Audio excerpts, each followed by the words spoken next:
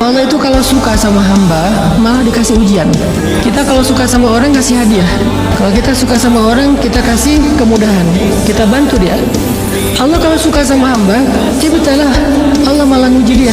Sehingga hanya hamba-hamba yang bodoh yang nggak ngerti maunya Allah terus mempertanyakan, kok Allah gini sama saya? Kenapa Allah tega memperlakukan saya kayak gini? Kurang sulit apa hidup saya? Masih aja diginiin sama Allah.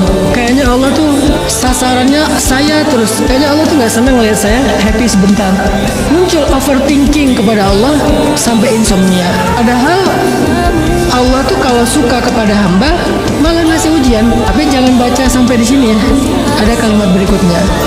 Kalau dia bersabar, Allah akan ngasih dia hadiah, anugerah, kejutan yang Allah sendiri merasa itu dahsyat. Bukan kita yang merasa dahsyat, Allah aja ngerasa itu dahsyat. Artinya di sisi Allah itu sesuatu yang sangat dahsyat, yang Allah sendiri ngerasa itu sebagai sebuah berita gembira. Nggak mungkin bikin kita nggak gembira, nggak mungkin. Dari mana kalimatnya? Wabasyiris sabirin.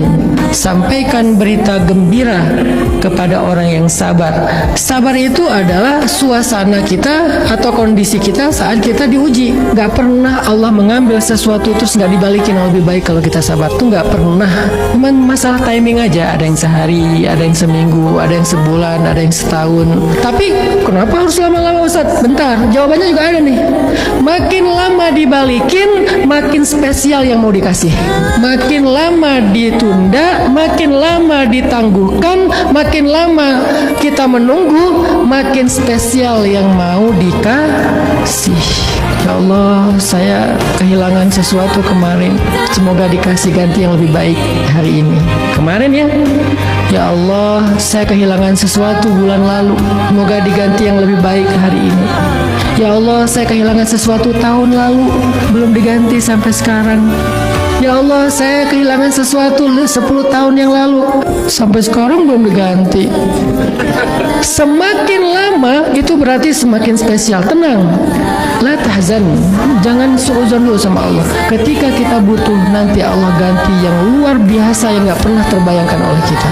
Pasti diganti.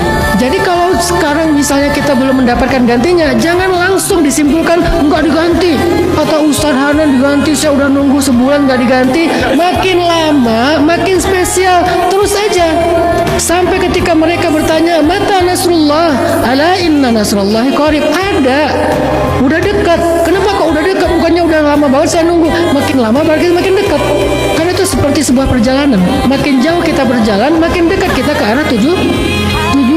Bukan makin jauh berjalan berarti makin gak mungkin. Dari mana sih logika itu? Makin lama kita berjalan artinya semakin dekat dengan tujuan. Makin lama kita menunggu makin dekat dengan kejutan. La tayasu, jangan berputus asa.